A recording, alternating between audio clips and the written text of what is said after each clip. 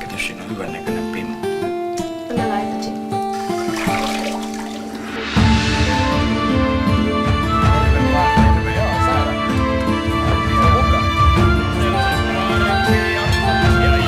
En mä tiedä, onks toi Pertte mikään niin kovaksi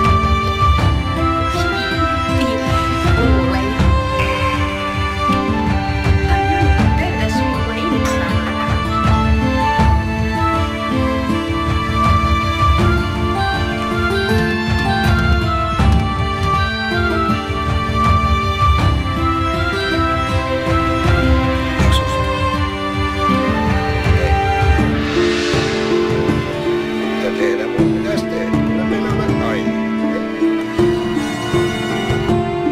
Vasta me saadaan uudet esittää. Eihän siitä olekaan kysymys, mutta näyttämään kysymys. No ainakaan nimittäin, että täällä on se sun hyvä ystävä se Pertti. Hänen kanssaan. Kyllä. Eihän se ole yhtään muuta.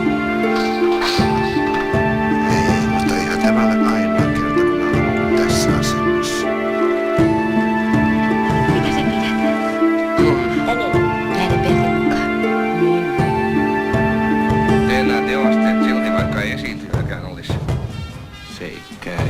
Mitä helvetin demokratiaa tää? Terve!